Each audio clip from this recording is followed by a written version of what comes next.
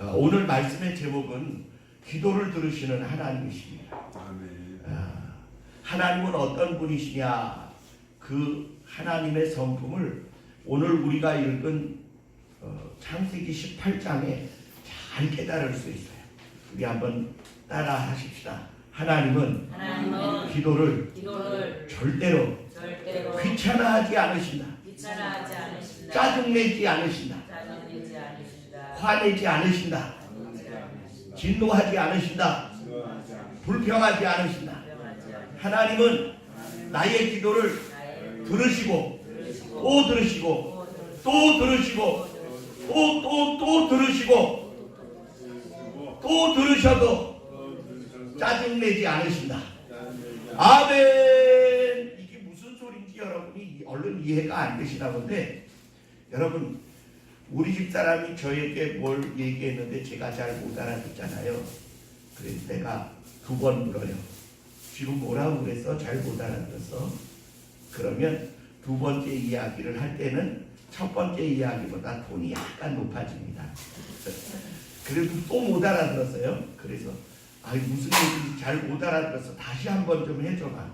그러면 목소리 톤이 또 조금 높아집니다. 그러면 이제 제가 그래요. 못 알아들어서 그래. 좀 잘 가르쳐줘. 그러면 그 다음에는 목소리 톤이 더 커집니다. 내가 잘 못 알아들어서 그렇다는데 왜 화를 내고 그래. 당신한테 배웠어. 이렇게 당신한테 배워서 내가 뭐 2번, 3번 물어보면 금방 목소리가 커지잖아. 제가 할 말이 없어요. 여러분, 우리가 오늘 성경을 읽을 때 아브라함이 하나님께 몇 번이나 재차 간구했는지 세보셨습니까? 안 세보셨죠? 50, 45, 40, 30, 20, 10 몇 번째 구했어요? 6번이나 구했어요. 그것도 시간을 차이 둔 게 아니라 마주 서서 금방 이야기했는데 또다시 이야기야. 금방 말씀하셨는데 또다시 이야기야. 그래서 아브라함이요, 하나님께 말씀하기가 참으로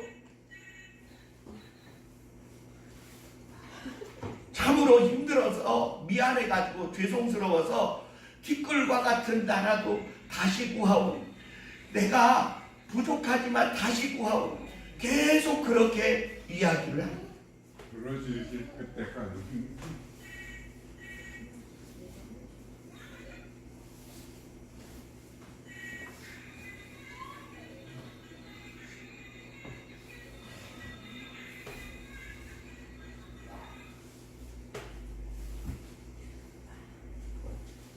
그래서 아브라함이 하나님께 금방 또 말하고가 너무 미안하고 죄송해서 티끌과 같은 나라도 노하지 마옵소서. 제가 다시 한 번 더 간구하는데 5명 부족해도 그 땅을 멸하시려나이까. 또 그 중에 5명이 부족해도 또 멸하시려나이까. 6번이나 재차 간구했습니다.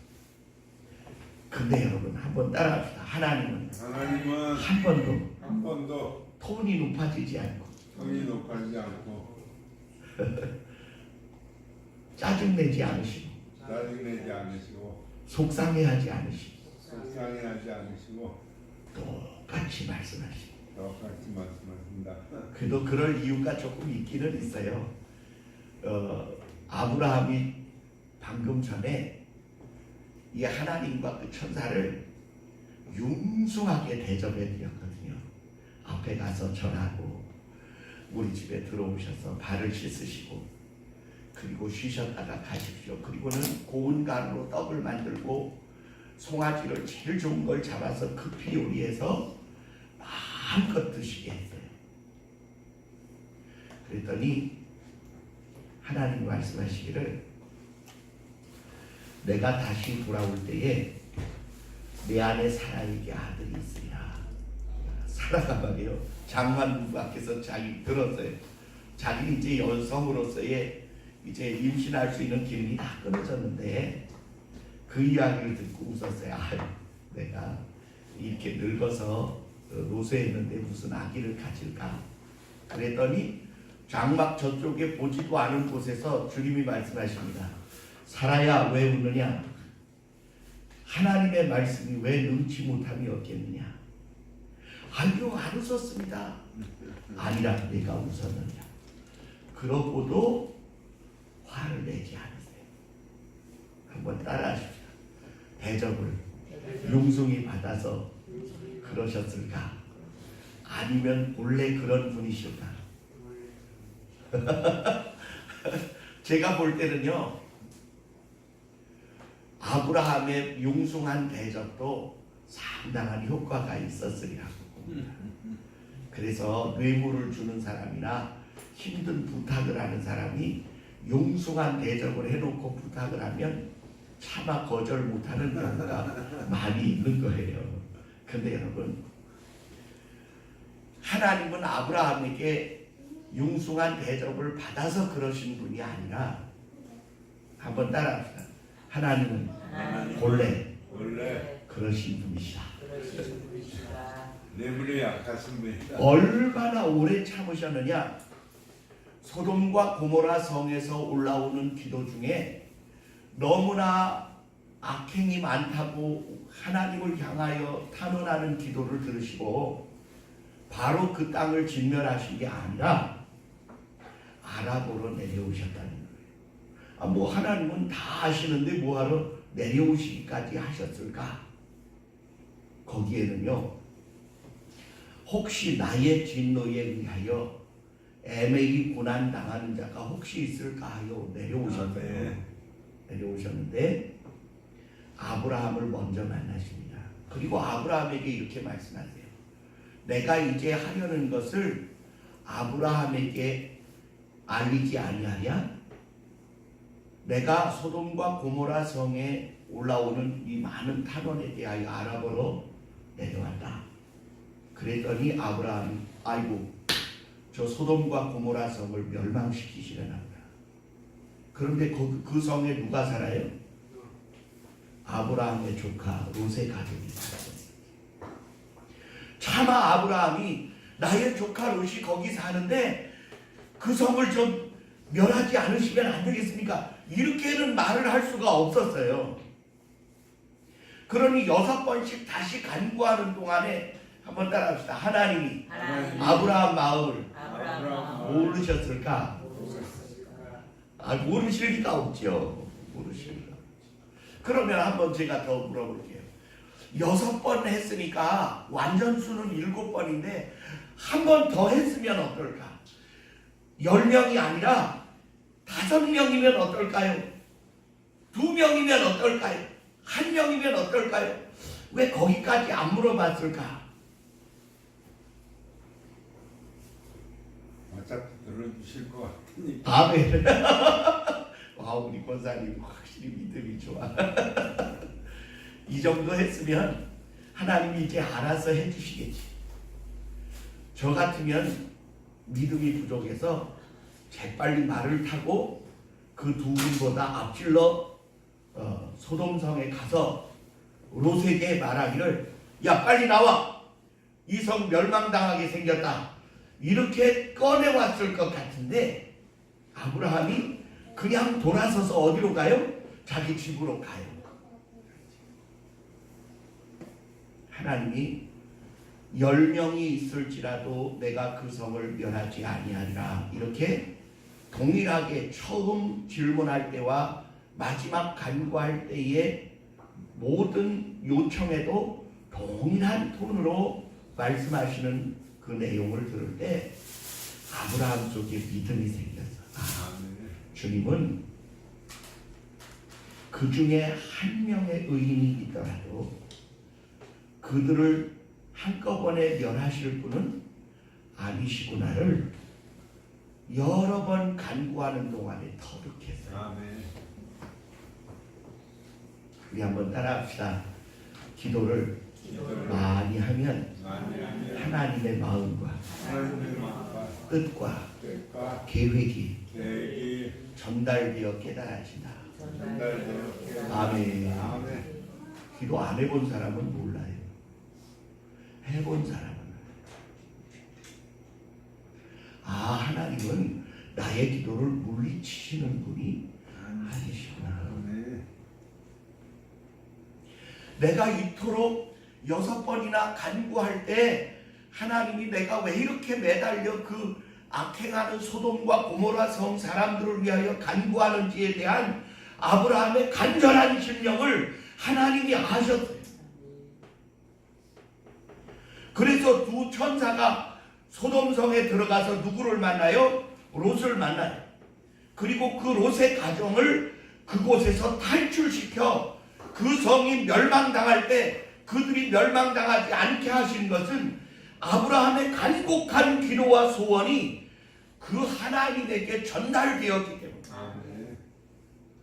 아브라함이 7번째 다시 구하지 않았을지라도 한 명의 의인이라도 살려내기 위하여 또 구하지 않았을지라도 하나님은 그 의인이 그 불의한 자들 가운데 죽는 것을 원치도 않으시고 합당히 여기지 않으신다는 사실을 아브라함이 기도하는 동안에 간구하는 동안에 하나님께 요청하는 동안에 깨달아져서 더 이상 구해야 할 필요가 없구나. 그리고 돌아갔다는 거예요.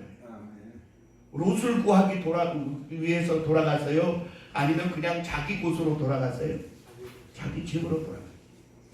이제 하나님의 선하심에 맡겨야겠다라고 결정한 것이다. 여러분, 기도가 응답 안 되는 몇 가지 조건이 있어요. 첫째는 탐욕을 품고 하는 기도가 응답이 안 됩니다. 둘째, 죄를 품고 하는 기도가 응답이 안 됩니다. 셋째, 의심하며 기도하는 기도가 응답되지 않습니다. 그러나 아브라함의 이 요청은요, 확고 그동안 믿음의 기반 위에 있었습니다. 그 증거가 어디 있습니까? 누가복음 18장에 보니까 누가복음 18장 1절에 예수님이 이렇게 말씀하세요. 항상 기도하고 낭망치 말아야 할 일에 대하여 한 도시에 재판관이 있었는데 이 재판관이 아주 불의하기 짝이 없는 재판관. 한번 따라합시다. 오만하고 편견이 가득한 못돼 먹은 재판관. 그 증거가 어디 있는지 압니까? 사람을 무시해. 여러분, 사람은 동등해요. 그런데 사람을 무시해. 그러면 이 사람은 교만한 사람이에요. 아주 오만방자한 사람이에요. 뿐만 아니라 하나님을 두려워하지도 않아. 하나님을 안 두려워한다는 말은 지 고집대로 한다는 거예요. 지 판단대로 산다는 사람이. 이걸 편견에 사로잡힌 사람이라고 말합니다.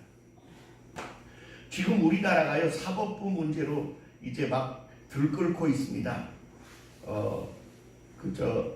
누구예요? 김경수를 2년 몇 개월을 이렇게 유죄 판결을 내려서 법정 구속을 해서 감옥에 집어넣었어요.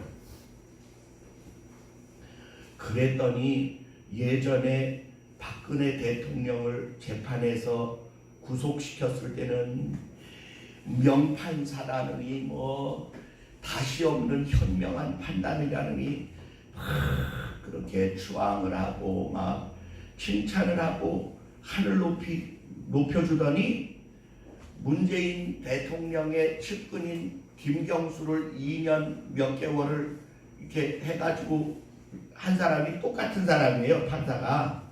그랬더니 이번에는 천하에 다시 없는 악강이라느니 무슨 적폐 판사라느니 아주 별의별 소리를 다 하면서 요번에 2차 판결에 무죄가 안 나오면 그 2심 판결을 하는 판사는 가만두지 않겠다 막 이러면서 난리가 났어요. 여러분, 자유민주주의 국가는 삼권 분립 체제가 확실해야 합니다. 그게 뭐냐면 입법, 사법, 행정부가 딱 권한을 균등히 가지고 있어야 돼요. 입법부는 국회예요.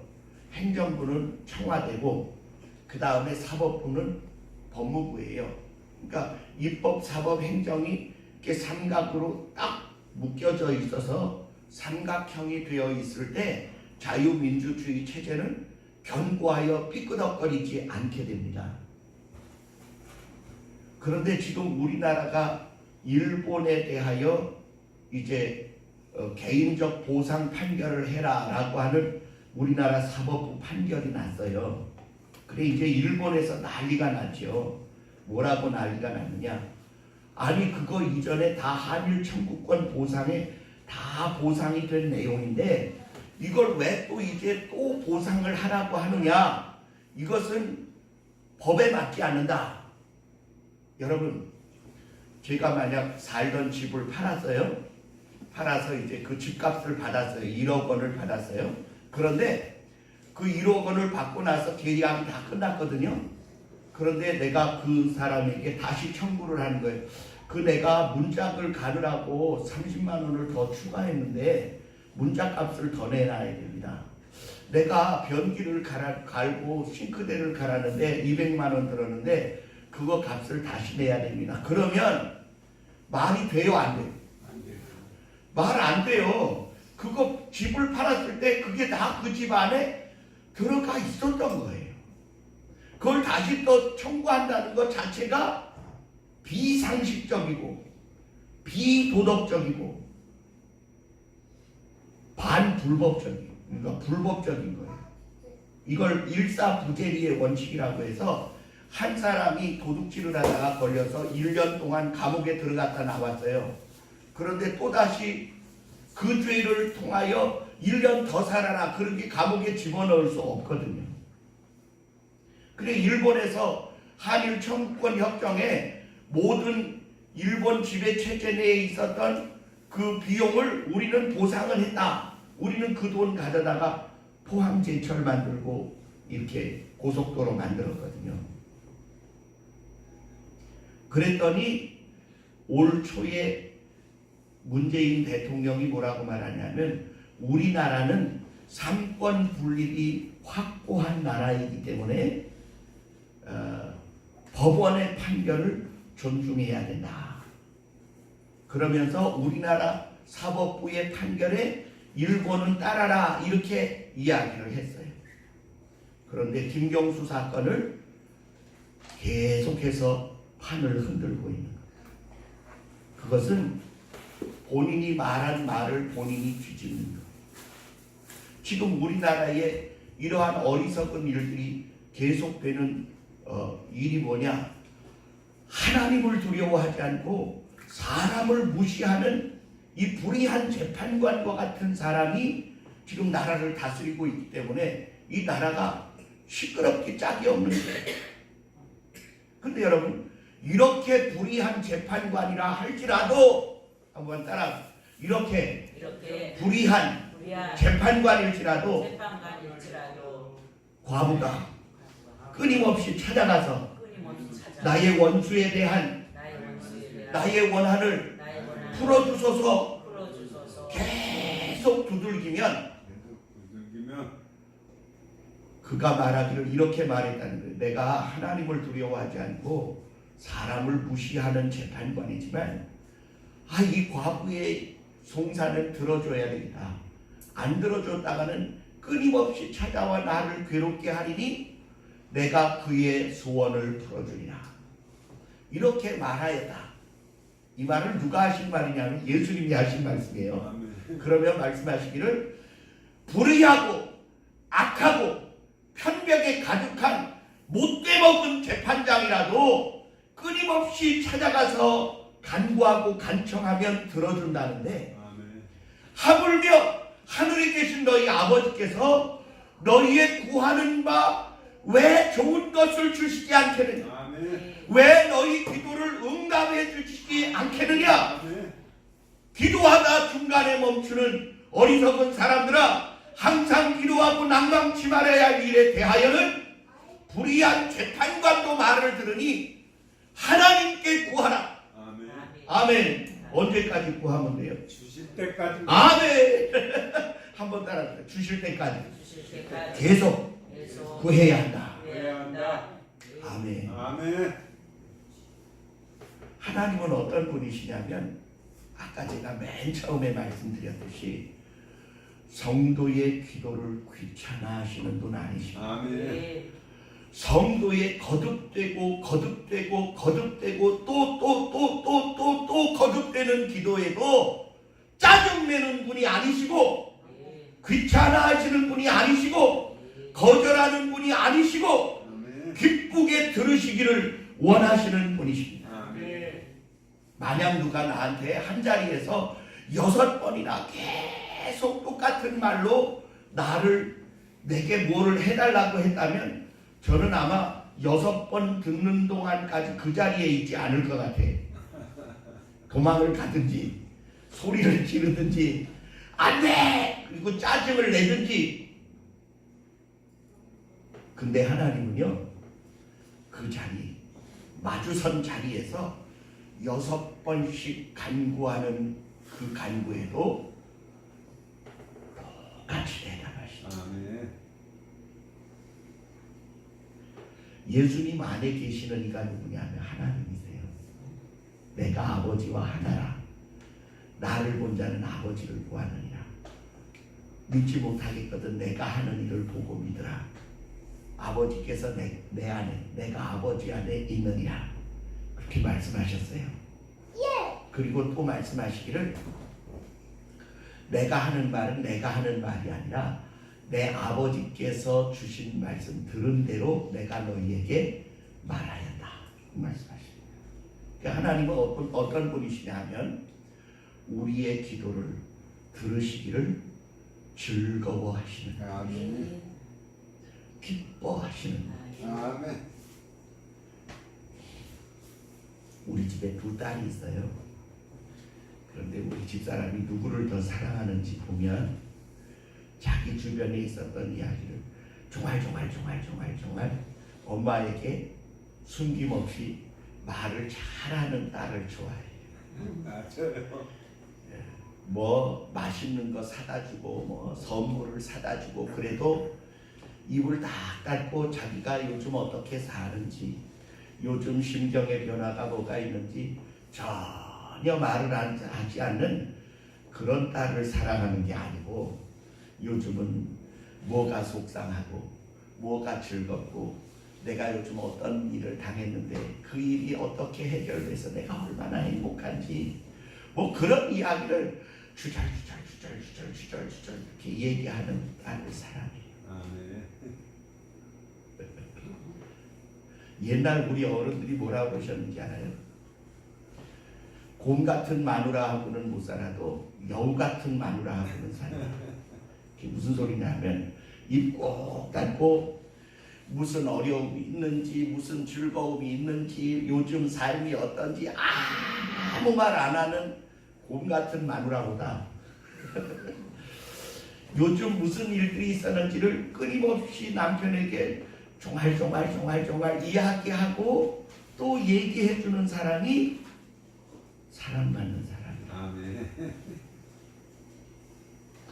그 하나님은요, 우리에게 기도로 수다를 떨 것을 명령하고 계세요. 아멘. 어떻게 명령하셨느냐? 2번째 이야기는 이런 말씀이 있어요. 한 사람이 집에 잠들었는데 밤늦게 아주 친한 친구가 찾아온 거예요. 찾아왔는데 보니까 저녁을 못 먹은 것 같아. 저녁 먹었냐? 그러니까 아니 빨리 오느라고 거르고 왔다. 그런데 집안을 뒤져보니까 떡이 없어. 유대인들은 이렇게 떡을 구워놓고 먹거든요. 근데 떡이 없는 거예요. 그래서 그 한밤중에 옆집 친구를 찾아갔어. 그래서 왜 그래? 떡 좀 빌려줘. 내 친한 친구가 먼 길을 왔는데 저녁을 못 먹었다네. 이제 어떻게 떡을 만들어 좀 빌려줘. 그러니까 내일 와, 내일. 내가 지금 옷 다 벗고 우리 애들하고 다 잠자리에 들었어. 내일 와. 그러니까 그냥 돌아오래요. 계속 두드리래요. 주님은 계속 두드리라고 해요. 계속 두드리래요. 일어나서 좀 줘. 일어나서 줘. 귀찮다니까 내일 오라니까. 그럴 때 그냥 돌아오는 신사적인 친구가 되라고 가르쳤어요? 아니요. 내가 먹을 거면 내가 이렇게 당신 귀찮게 안 해. 내 친구가 왔는데 내 친구가 배고프대. 그래 내가 떡 주고 싶어. 내가 널 괴롭혀서라도 내 배고파하는 친구 떡을 주고 싶으니 일어나서 좀 줘. 아이 귀찮아 죽겠네. 다음에 오래니까 나는 이제 줄 때까지 두들길 거야. 계속 두들기. 이렇게 두들기래요. 누가 가르쳤어요? 예수님이 그랬어요. 예수님이 예의를 모르시는 분이신가? 이거요 기도의 방법이에요. 그러면 그 다음에는 소리 지를 것도 없어. 그냥 계속 두들기면 아우 저 인간이 아직도 안 가네. 아이 저 인간이 아직도 아이 딴 집에 가봐. 아니야. 일어나 줄 때까지 두들길 거야. 계속 두들기는. 계속 귀찮아 줄 때까지. 그러니까 이 친구가 생각하기를 안 줬다가는 밤새도록이라도 두들길 것 같은 거야. 그러니까 일어나서 떡을 준비해서 주면서 말하기를 내가 너 친구라서 주는 게 아니라 귀찮아 준다. 안 줬다가는 밤새도록이라도 두들길까 봐 주니까 빨리 가지고 가. 그래서 주님이 말씀하시는 말씀이 뭐라고 말씀하시냐면 친구 됨을 인하여는 주지 않을지라도 강청함을 인하여는 소용대로 주리라. 아멘.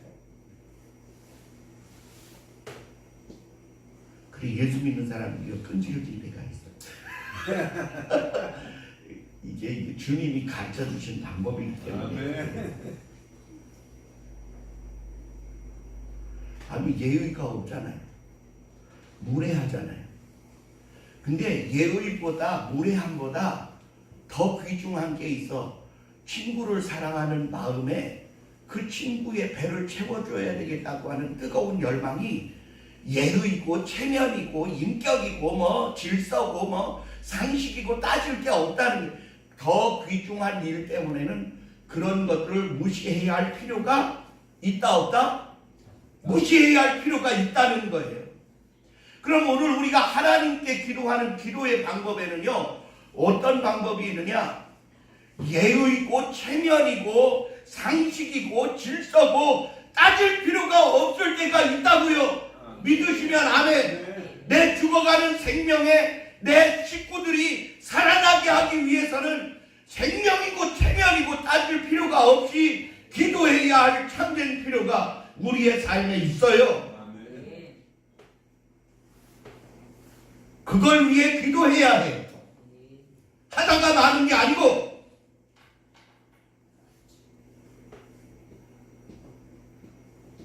체면을 따질 걸 따져야죠. 지금 사람이 죽느냐 사느냐인데. 내 가정이 구원받느냐 못 받느냐인데. 내 피부치 옷이 죽느냐 사느냐인데. 지금 체면 따질 일이 있겠어요? 그래서 그는 계속하여 또 구하고 또 구하고 또 구하고 또 구하고 또 구하고 또 구해서 6번씩 구한 거예요. 그래서 들으심을 못 얻은 것 같아요. 들어주셨어요. 롯의 가족을 구원해 주셨어요. 기도하다 보니까 마음속에 확신이 생겨. 아, 주님은 의인을 하나라도 버리시는 분이 아니시겠구나. 그래 아브라함은 안심하고 10명까지는 구하였으나 더 구하지 않아도 되겠다. 그게 돌아갔어요. 그게 믿음이에요. 이제 주의 선하신 뜻에 맡겨드린 거예요. 근데 여러분 우리는 그의 선하심에 맡겨두지 말고 부르짖어 내어 달려 구하고 또 구하여 응답받을 수 있게 되기를 주의 이름으로 축원합니다. 하나님은 우리의 기도에 대하여 짜증내거나 귀찮아하거나 화를 내시거나 거절하시는 분이 절대로 아니라고 오늘 성경은 우리에게 말씀합니다. 이유가 뭔지 아십니까? 아들을 투자하기까지 우리를 사랑하셨다. 그 아들 예수 그리스도의 이름이 그 기도에 붙어있기 때문에 그 기도가 참으로 보잘것없고 어리석은 것 같고 바보 같은 것 같고 미련한 것 같고 참 무식한 것 같아도 하나님은 자기 아들의 이름이 붙어있는 기도를 외면하실 수 없는 분이시라는 거예요. 아멘.